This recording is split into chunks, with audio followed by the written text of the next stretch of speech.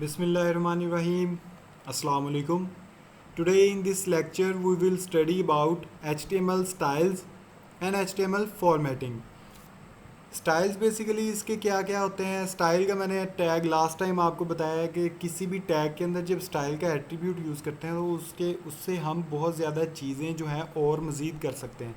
तो मैं सबसे पहले आपको अपना पेज दिखाता हूँ कि जो हमने पेज बनाया हुआ था, जिससे मैं आपको शुरू से ट्यूटोरियल थोड़ा बहुत जो नोट पैड पे हम काम कर रहे हैं उस पे ये सारा कुछ जो था लेफ़्ट साइड पे था। अब ये सारा कुछ जो है कोई सेंटर में है, कोई राइट साइड पे है, कुछ लेफ़्ट साइड पे है। आप देख सकते हो कि मेरा जो पेज का नाम है बेसिकली वो तभी ज़्यादा अपेरेंट लगता है जब वो सेंटर्ड अलाइंड होता है। तो ये सारी चीज़ें जो मैंने अभी तक इस पेज के अंदर चेंज की हैं वो सारी की सारी मैंने स्टाइल के एट्रीब्यूट से की हैं। तो चलिए स्टार्ट करते हैं, फिर मैं आपको बताऊंगा कि कौन कौन सा स्टाइल मैंने कहाँ कहाँ अप्लाई किया है। तो जो HTML स्टाइल्स हैं उन ये बेसिकली क्या है, एक एट्रीब्यूट है किसी भी टैग का। किसी भी टैग के अंदर इसे यूज़ कर सकते हैं। ज़्यादातर टैग्स के से अंदर इसे यूज़ कर सकते हैं। मोस्टली टैग्स जो हैं कुछ जैसे जो टैग्स जो ज़्यादा कोई चीज़ें जिनकी प्रॉपर्टीज़ नहीं हो सकती उसके अंदर ये स्टाइल का टैग भी स्टाइल का जो एट्रीब्यूट है वो भी यूज़ नहीं होता। तो सबसे पहले तो इसकी बहुत सिंपल सी एक एग्जांपल है। ये एग्जांपल है इनके पास I am red, I am blue, I am big. तो इसके अंदर सभी के अंदर स्टाइल को यूज़ करते हुए हमने स्टाइल की प्रॉपर्टीज़ और स्टाइल की वैल्यूज़ को यूज़ किया है। तो प्रॉपर्टीज़ और वैल्यूज़ बेसिकली क्या है, ये देखें। टैग का नाम आएगा सबसे पहले हमारे पास एंगल ब्रैकेट्स के अंदर, जैसे ए का टैग है या IMG टैग है या H1 टैग है, P का टैग है। तो ये सारे टैग का नाम आएगा, फिर उसके आगे स्टाइल का कीवर्ड यानी स्टाइल का एट्रीब्यूट आएगा। इस टैग का एट्रीब्यूट क्या है, स्टाइल। और फिर इज इक्वल टू लगाने के बाद कोटेशंस के अंदर हम लिखते हैं प्रॉपर्टीज़ के। प्रॉपर्टीज़ वो कौन सी प्रॉपर्टीज़ हैं, ये प्रॉपर्टीज़ हैं CSS की प्रॉपर्टीज़। हम CSS पे प्रॉपर जो है वो एक लेक्चर रखेंगे, उसके अंदर कास्केडिंग स्टाइल शीट को किस किस तरह से हम यूज़ करते हैं ये भी सारा कुछ बताऊंगा। अभी के लिए सिर्फ इतना ही कि स्टाइल का एट्रीब्यूट जब भी हम यूज़ करते हैं उसके अंदर दो चीज़ें हमने याद रखनी होती हैं। एक उस स्टाइल के एट्रीब्यूट की प्रॉपर्टीज़ और उसकी वैल्यू। इसको लिखने का फॉर्मेट भी बाकियों से चेंज है। इसमें इज इक्वल टू लगाने के बाद हम उसको वैल्यू देते थे, लेकिन स्टाइल के बाद इज इक्वल टू लगाने के बाद हम प्रॉपर्टी देंगे, फिर कॉलन्स लगाएंगे, फिर उसके बाद उसकी वैल्यू देंगे। तो ये एक छोटा सा फॉर्मेट है स्टाइल का। एट्रीब्यूट जब भी हम यूज़ करेंगे तब ये लगाएंगे। और यहाँ पर मैंने जो आपको ये एग्ज़ाम्पल ओपन की थी, यहाँ पर आप देख सकते हो कि पैराग्राफ है, इसमें लिखा हुआ है आई एम नॉर्मल, मतलब इसमें कोई चीज़ कोई स्टाइल नहीं लगा हुआ। इसमें स्टाइल का एट्रीब्यूट यूज़ हुआ है, उसकी प्रॉपर्टी है कलर। कलर प्रॉपर्टी है और उसकी कलर की वैल्यू क्या है, रेड। और यहाँ पर आप देख सकते हो ब्राउज़र के ऊपर वो आपको रेड कलर में शो हो रहा है। फिर उसके बाद इसी तरीके से कलर की प्रॉपर्टी वैल्यू क्या है, ब्लू, और ये ब्लू में आपको शो हो रहा है। इसके अलावा स्टाइल का एक जो मैंने लास्ट लेक्चर में भी बताया, जैसे हम 30 हेडिंग का साइज़ होता है तो अगर 50 कर रहे हैं तो हेडिंग से भी बड़ा हो जाता है, लेकिन है ये पैरा ही, हेडिंग नहीं है। ठीक है, तो साइज़ को बिग भी कर सकते हैं, साइज़ को स्मॉल भी कर सकते हैं इसके पिक्सल्स के थ्रू। अगर मैं 10 दे देता हूँ इसको पिक्सल, तो इसकी देखो आप ये सबसे स्मॉल हो गया। तो इस तरीके से हम स्टाइल के एट्रीब्यूट को यूज़ करते हुए उसकी प्रॉपर्टीज़ और उसी की वैल्यूज़ को यूज़ करके हम चीज़ों को स्टाइल दे सकते हैं अपनी मर्ज़ी का। अब नेक्स्ट हम देखते हैं दी HTML स्टाइल एट्रीब्यूट। ये हमने डिस्कस कर लिया है कि किस तरीके से इसका फॉर्मेट है और इसे लिखते हैं। फिर उसके बाद बैकग्राउंड कलर, ये मैंने लास्ट एग्जांपल में भी आपको बताया कि the CSS cascading style sheet background colour property defines a background colour for an HTML element. जिस भी HTML एलिमेंट के अंदर स्टाइल के साथ स्टाइल के कीवर्ड यूज़ करते हुए, स्टाइल के एट्रीब्यूट यूज़ करते हुए हम बैकग्राउंड कलर लिखेंगे। फिर उस कलर को कोई ना कोई वैल्यू, पाउडर ब्लू हो सकता है, ब्लू हो सकता है, कुछ भी हो सकता है।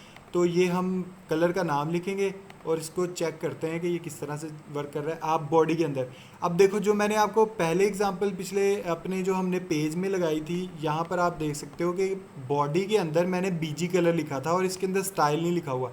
मतलब कि कुछ प्रॉपर्टीज़, कुछ एट्रीब्यूट्स इस टैग के हैं, बॉडी के टैग के हैं ये एट्रीब्यूट्स बीजी कलर। बॉडी के अंदर हम बीजी कलर चेंज कर सकते हैं स्टाइल के एट्रीब्यूट यूज़ किए बगैर भी, लेकिन बेहतर है कि आप स्टाइल का एट्रीब्यूट यूज़ करें हर जगह, और उसी का फॉर्मेट याद रखें कि जब इसमें लिखना है तो हमने बीजी नहीं लिखना बल्कि बैकग्राउंड लिखना है, और जब भी दो वर्ड्स यूज़ होंगे उनके दरमियान में हमने ये हैश डालना है, सॉरी ये डैश डालनी है। डैश के साथ दो जो वर्ड्स होंगे वो आपस में उनका डिस्टिंग्विश हम कर सकते हैं कि ये दो वर्ड्स हैं, जैसे बैकग्राउंड एक वर्ड है और कलर जो है इसकी प्रॉपर्टी भी दूसरी है, और इन दोनों को हमने डिस्टिंग्विश किया किसके साथ, डैश के साथ, और फिर उसके बाद कॉलन के साथ हम इसको वैल्यू दे रहे हैं। वैल्यू आप यहाँ पर पिंक या कोई भी हम कर सकते हैं। अगर मैं पिंक करता हूँ तो आप देख सकते हो कि इसका कलर चेंज हो रहा है, बैकग्राउंड कलर जो ब्राउज़र का है वो चेंज हो रहा है। तो इस तरीके से हम इसको यूज़ करते हैं स्टाइल के साथ। तो स्टाइल का कीवर्ड जो है, स्टाइल का एट्रीब्यूट जो है, ये बहुत मुफीद है वेब डेवलपमेंट के अंदर। यहाँ पर इसकी एक एग्जांपल है, दो डिफरेंट एलिमेंट्स हैं हमारे पास। इन दोनों को कलर्स, अगर इनके कलर चेंज करने हैं, जैसे H1 है और P है मेरे पास, इसके मैं कलर चेंज करना चाहता हूँ तो किस तरह से करूँगा। H1 के अंदर मैं स्टाइल का एट्रीब्यूट यूज़ करूँगा और उसको प्रॉपर्टी दूंगा बैकग्राउंड कलर की, सेम बैकग्राउंड कलर। अगर मैं इसका बैकग्राउंड कलर चेंज करना चाहता हूँ तो मैं बैकग्राउंड कलर लिखूँगा। अगर मैं सिर्फ इसका जो टेक्स्ट है इसका कलर चेंज करना चाहता हूँ तो मैं सिर्फ कलर लिखूँगा। तो आप देख सकते हो कि ये इसका बैकग्राउंड कलर नहीं अब चेंज हुआ बल्कि इस टेक्स्ट का कलर चेंज हो गया। और इसी तरीके से बैकग्राउंड कलर इसका टमाटो किया हुआ है, नीचे पैराग्राफ है, अगर इसका भी हम बैकग्राउंड ख़त्म कर दें और सिर्फ कलर करें तो आप देख सकते हो टेक्स्ट को कलर हो रहा है। तो बैकग्राउंड बेसिकली किसको आइडेंटिफाई करता है कि ये बैकग्राउंड जो इस पैराग्राफ का जितना भी बैकग्राउंड है, जितने भी इसके अंदर चीज़ें लिखी जाएंगी, जहाँ तक भी इसका फॉर्मेट जाएगा वो वहाँ तक इसका बैकग्राउंड जो कलर है उसको चेंज कर देगा। ये आप देख सकते हो कि जितनी लाइंस में ये गया है वो उसने उसका बैकग्राउंड कलर चेंज कर दिया। अब यहाँ पर अगर मैं BR यूज़ करूँ तो वो हमारे पास एक और लाइन बन जाएगी। फिर से एक BR यूज़ करता हूँ तो एक और लाइन एंटर आ जाएगा। इसको रन करता हूँ तो आप देख सकते हो कि जितना बैकग्राउंड है, जितना उस पैराग्राफ को बैकग्राउंड की ज़रूरत है वो सारा उसका चेंज हो रहा है। तो ये स्टाइल का जो एट्रीब्यूट है उसे यूज़ करते हुए हम ये परफॉर्म कर सकते हैं। टेक्स्ट कलर का मैंने अभी आपको बता दिया, बैकग्राउंड हटा के सिर्फ कलर हम लगा देंगे तो उसका टेक्स्ट का जो कलर है वो चेंज हो जाएगा। इसी तरीके से फ़ॉन्ट्स, ये बहुत इंपॉर्टेंट है। फ़ॉन्ट्स किस तरह से हम चेंज कर सकते हैं, जैसे हम वर्ड पे या पेंट में जाते हैं तो वहाँ पर हम कोई भी चीज़ लिखते हैं तो हम फ़ॉन्ट्स वहाँ से सिलेक्ट करते हैं। यहाँ पे जब हमने वेबसाइट में अपने फ़ॉन्ट्स लगाने हैं तो उसमें फ़ॉन्ट फैमिली होती है। ये फ़ॉन्ट फैमिली जो है ये इसकी प्रॉपर्टी है, उसके अंदर से हमें ये याद होना चाहिए कि हमने कौन सा फ़ॉन्ट जो है वो यूज़ करना है, उसको ही वैल्यू असाइन कर देंगे। आप देख सकते हो कि सिर्फ और सिर्फ स्टाइल के एट्रीब्यूट के अंदर ये सारी खसूसियात हैं, बाकी किसी एट्रीब्यूट के अंदर इतनी ज़्यादा प्रॉपर्टीज़, इतनी ज़्यादा खसूसियात नहीं होती, बल्कि स्टाइल के अंदर ज़्यादा है। तो H1 के अंदर हम लगा रहे हैं स्टाइल का एट्रीब्यूट। स्टाइल के एट्रीब्यूट को हम प्रॉपर्टी दे रहे हैं फ़ॉन्ट फैमिली। जब भी हमने फ़ॉन्ट चेंज करना है तो फ़ॉन्ट फैमिली यूज़ करेंगे, और उसके बाद फ़ॉन्ट फैमिली में से यहाँ पे वर्डाना लिखा हुआ है तो ये इसका जो फ़ॉन्ट का जो टेक्स्ट का स्टाइल है वो वर्डाना हो गया। यहाँ पे कोरियर है तो ये कोरियर हो गया। एक टाइम्स न्यू रोमन होता है, हम वो ट्राई करते हैं। अगर मेरे पास स्पेल बिल्कुल सही है, टाइम्स न्यू रोमन, तो इसको ये देखो अब ये टाइम्स न्यू रोमन में कन्वर्ट हो चुका है ये जो हमारी हेडिंग थी। तो इस तरीके से फ़ॉन्ट फैमिली के जो नाम हैं, किस तरीके की फॉर्मेट जो आपको पसंद है, आप अपनी वेबसाइट में यूज़ करना चाहते हो, आप उसे गूगल कर सकते हो कि कौन सा टेक्स्ट है, उसका नाम क्या है स्टाइल का, तो वहाँ से आप कॉपी पेस्ट करके अपने जो वेब पेज के अंदर आपने चीज़ें यूज़ की हैं, जो टेक्स्ट यूज़ किए हैं, जो पैराग्राफ यूज़ किया है, उन्हें डिस्टिंग्विश कर सकते हो डिफरेंट स्टाइल्स के साथ। फिर उसके बाद टेक्स्ट साइज़ की बात करें। टेक्स्ट साइज़ अगर चेंज करना है तो उसके लिए हमें कीवर्ड याद रखना पड़ेगा, प्रॉपर्टी याद रखनी पड़ेगी, फ़ॉन्ट साइज़। अब आप हर जगह देख रहे हो दी CSS फ़ॉन्ट साइज़, CSS की बात कर रहा है। ये जो स्टाइल का कीवर्ड है ये basically CSS cascading style sheet की प्रॉपर्टीज़ को यूज़ कर रहा है। कास्केडिंग स्टाइल शीट, जैसे मैं आपको कहूँ कि अगर हम कोई ड्राइंग कर रहे हैं तो उसके अंदर हम पेंसिल का यूज़ करेंगे। जैसे मैं यहाँ पर अभी पेंट ओपन करता हूँ तो ये देखो ये मेरे पास पेंट ओपन हो गया। अब यहाँ पर मैंने एक पेंसिल को सिलेक्ट कर लिया। अब इससे मैं कोई भी चीज़ बना रहा हूँ तो आप देख सकते हो ये सिर्फ स्ट्रक्चर बन रहा है। अभी यहाँ पर मैं एक टूटी फूटी सी हट बना रहा हूँ, तो हट के अंदर क्या है कि ये उसकी विंडो है, ये उसका दरवाज़ा है, ये सारा उसका स्ट्रक्चर बन गया है। लेकिन क्या है कि इसके अंदर कोई स्टाइल नहीं है, कोई इसके अंदर पेंट नहीं है। तो पेंट्स को यूज़ करने के लिए मुझे क्या करना पड़ेगा, यहाँ से पेंट यूज़ करना पड़ेगा, को ब्रश यूज़ करना पड़ेगा, फिर मैं इसको पेंट कर सकता हूँ। तो स्ट्रक्चर बनाने के लिए बेसिकली हम HTML का यूज़ करते हैं, HTML, ठीक है। और जब हमने इसको पेंट करना है, इसको स्टाइल देना है, तो उसमें हम यूज़ करते हैं डिफरेंट कलर्स यूज़ कर सकते हैं, डिफरेंट स्टाइल्स यूज़ करते हैं। वहाँ पर यूज़ होती है हमारी CSS, कास्केडिंग स्टाइल शीट। तो ये सारी की सारी कास्केडिंग स्टाइल शीट की प्रॉपर्टीज़ हैं जो कि वो स्टाइल के एट्रीब्यूट्स के साथ हमें यहाँ पे प्रोवाइड कर रहा है। अभी हम CSS की हमने कोई एक्सरसाइज नहीं की, लेकिन CSS के अंदर भी बेसिकली स्टाइल ही यूज़ हो रहा होता है और ये उसका फॉर्मेट होता है इस तरह से। इसकी अलग फाइल भी बना सकते हैं। ये inline style sheet, cascading style sheet use करने का तरीका है। स्टाइल का हम कीवर्ड या स्टाइल का एट्रीब्यूट यूज़ करके उसके आगे उसको प्रॉपर्टीज़ और वैल्यूज़ दे देते हैं, ठीक है। इस पे लंबी बहस होगी हमारी CSS के जब लेक्चर आएगा। यहाँ पर हमारे पास CSS आ रहा है, तो CSS पे जब हमारा लेक्चर होगा तब मैं आपको बहुत डिटेल में ये चीज़ समझाऊंगा। अब उसके बाद है टेक्स्ट अलाइनमेंट। अब टेक्स्ट को अलाइन करने के लिए, जो भी हम लिखते हैं उसको अलाइन करने के लिए हम टेक्स्ट अलाइनमेंट का एक टेक्स्ट अलाइन जो है ये प्रॉपर्टी है CSS की, इसको यूज़ करके हम इसको वैल्यू दे सकते हैं सेंटर अलाइन या लेफ़्ट अलाइन या राइट अलाइन, ठीक है। इसकी एग्जांपल यहाँ पर देख लेते हैं हम। यहाँ पर इसने H1 हेडिंग दी है। जब भी हम सेंटर अलाइन किए बगैर जो भी चीज़ लिखते हैं, वो कोई भी चीज़ डिफ़ॉल्ट फॉर्म में यानी कि आती है, तो वो कहाँ पर आती है, हम स्टाइल का सारा यहाँ पर मैं आपको ये Ctrl+X और इसको रन करके दिखाता हूँ। जो भी चीज़ हम लिखते हैं वो सारी की सारी, अभी तक जितनी भी हम प्रैक्टिस कर रहे थे बेसिकली वो सारी की सारी लेफ़्ट साइड पे आ रही थी चीज़ें, क्योंकि हम किसी को भी अलाइन नहीं कर रहे थे, किसी का फॉर्मेट सेट नहीं कर रहे थे। तो ये अलाइन का जो प्रॉपर्टी है, टेक्स्ट अलाइन की प्रॉपर्टी CSS की, तो ये हमें ये फैसिलिटी प्रोवाइड करती है कि हम अपने टेक्स्ट को अलाइन कर सकते हैं, या तो उसे सेंटर कर सकते हैं, या राइट कर सकते हैं, या लेफ़्ट कर सकते हैं। तो यहाँ अगर मैं राइट करता हूँ तो ये राइट पे चला जाएगा। ये आप देख सकते हो ब्राउज़र की राइट साइड पे चला जाएगा खुद ब खुद, जो डिफ़ॉल्ट इसकी सेटिंग है वहाँ पर। अगर मैं सेंटर करूँगा तो वो यहाँ पर मुझे शो होगा। अगर मैं लेफ़्ट करूँगा, यहाँ पर एक लेफ़्ट भी करके देख लेते हैं।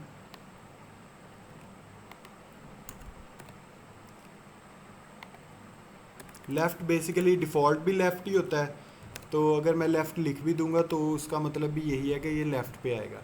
तो ये हमारे पास 3 अलाइनमेंट्स हैं कि हम कहाँ पर अपने टेक्स्ट को डिस्प्ले करवा सकते हैं। आप देख सकते हो कि जो मैंने पेज बनाया था उसमें भी मैंने अपनी जो हेड, ये मेरे पास हेडिंग थी, उसको मैंने सेंटर अलाइन किया है। जो मेरे पास ये फर्स्ट पेज पैराग्राफ था, इसको भी मैंने सेंटर अलाइन किया। आपको तो ये तो पता है कि पैराग्राफ और हेडिंग के अंदर हम स्टाइल तब से यूज़ कर रहे हैं, लेकिन यहाँ पर देख सकते हो कि मैंने लिंक, जो यूट्यूब का लिंक था उसको भी मैंने सेंटर अलाइन किया है। उसके लिए मैंने एक छोटी सी टेक्निक यूज़ किया है। ये आपका अपना लॉजिक, अपना माइंड है, आप कुछ भी कर सकते हो इसके अंदर, डिफरेंट टैग्स को आपस में मिला के उनमें चेंजिंग कर सकते हो। यहाँ पर आप देख सकते हो कि मैं ए के टैग के अंदर स्टाइल यूज़ कर रहा था, तो वो उसे सेंटर अलाइन नहीं कर रहा था क्योंकि उसके अंदर कोई टेक्स्ट नहीं था। इसका मतलब है टेक्स्ट अलाइन। तो पैराग्राफ के अंदर बेसिकली क्या होता है, टेक्स्ट होता है। तो मैंने इसको पी का टैग लगाया यहाँ पर, उसके अंदर स्टाइल का जो की एट्रीब्यूट था उसे टेक्स्ट अलाइन कर दिया। तो मतलब उसको ये जो ब्राउज़र है उसने ये रीड किया कि यहाँ पर कोई पैरा आएगा, उसको मैंने सेंटर अलाइन करना है। और उसके अंदर क्या था, एक लिंक था, वो लिंक को फिर उसने सेंटर अलाइन कर दिया। इसी तरीके से मैंने इमेज के अंदर भी किया है कि इमेज को पहले एक पैराग्राफ के टैग के अंदर रखा है, पैराग्राफ के टैग के अंदर मैंने स्टाइल लगा के सेंटर अलाइन कर दिया इसको, इमेज को, और इमेज का जो इमेज थी मेरी वो भी सेंटर्ड अलाइन हो चुकी है, यहाँ पर आप देख सकते हो। तो इस तरीके से आप डिफरेंट चीज़ों को अपनी लॉजिक के मुताबिक, अपनी समझ के मुताबिक आप चीज़ों को चेंज कर सकते हो। एक आप देख सकते हो यहाँ पर मैंने ये जो लिखा हुआ था पिछले में, तो ये बिल्कुल सिंपल था, यहाँ पर इटैलिक फॉर्म में है। तो इटैलिक हम किस तरह से करते हैं ये भी हम देखेंगे फॉर्मेटिंग के अंदर।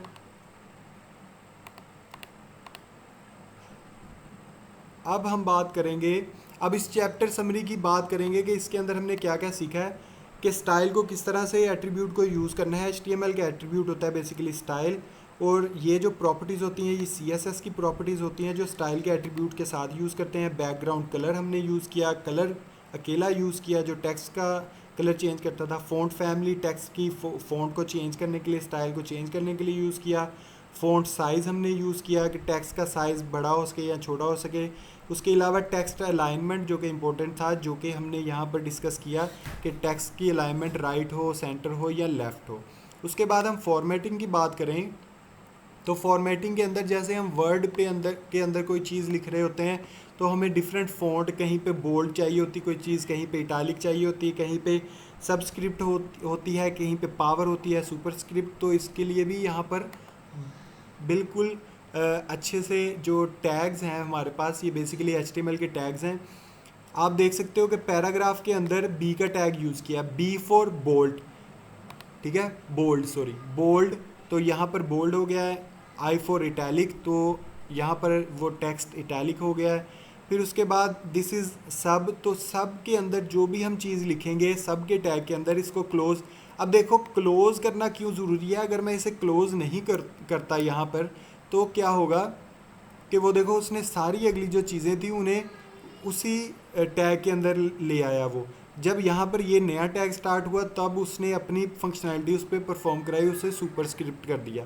तो इसीलिए हमें टैग जो है वो क्लोज करना ज़रूरी होते हैं ताकि वो बाकी चीज़ों पे इम्प्लीमेंट ना हो वो चीज़।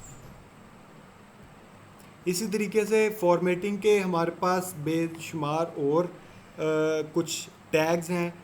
ये देखो एलिमेंट्स हैं, यहाँ पर है बी का टैग जो कि क्या करता है, बोल्ड कर देता है टेक्स्ट को। स्ट्रॉन्ग का टैग इंपॉर्टेंट कर देता है टेक्स्ट को कि ये टेक्स्ट जो है वो इंपॉर्टेंट है। बोल्ड की टाइप का ही होता है, वो भी हम एग्जांपल में देख सकते हैं आगे। उसके बाद इटालिक का है, इटालिक टेक्स्ट करने के लिए। फिर ये सेम इसी के लिए एक और एम्फसाइज, किसी वर्ड पे जोर डालना, उसे एम्फसाइज कहते हैं, और इसका टैग होता है।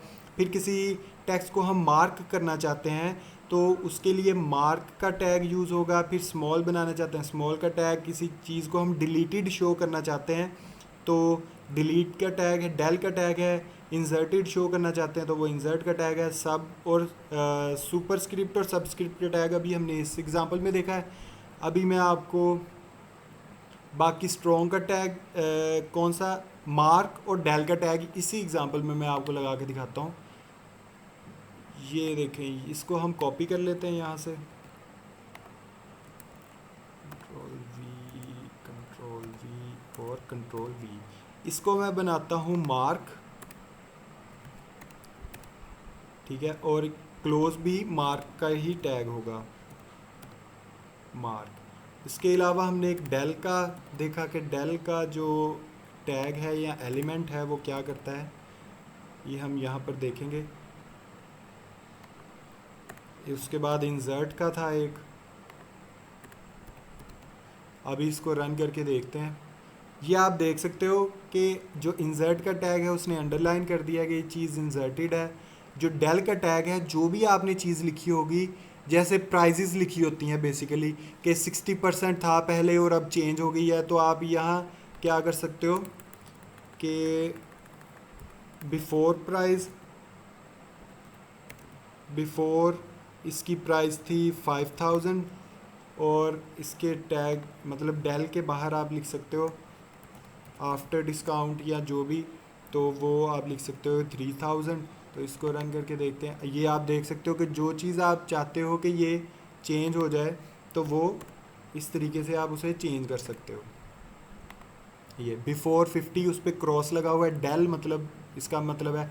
उसके अलावा जो मार्क चीज़ें होती हैं ये इस तरीके से मार्क की हुई है यहाँ पर। ये जो भी पैराग्राफ है इसको आप मार्क, कोई वर्ड को आप मार्क कर सकते हो, सिर्फ वर्ड पे आप मार्क का जो एलिमेंट है, जो टैग है वो यूज़ करके आप उसे भी मार्क में शुमार कर सकते हो। उसके अलावा ये कुछ इसकी एग्ज़ाम्पल हैं जो स्मॉल, मार्क और डेल है, इसकी इनकी एग्ज़ाम्पल्स है। आगे कोटेशन का है तो थोड़ा सा इसको डिस्कस कर लेते हैं इसी लेक्चर में। बल्कि अभी के लिए सिर्फ इतना ही। हम नेक्स्ट लेक्चर में कोटेशंस, कमेंट्स और कलर्स पे करेंगे, फिर उसके बाद CSS पे प्रॉपर एक सिंपल एक ही लेक्चर रखेंगे ताकि आपको अच्छे से समझ आए। तो आज के लिए इतना ही, मिलते हैं नेक्स्ट लेक्चर में, तब तक के लिए अल्लाह हाफिज़।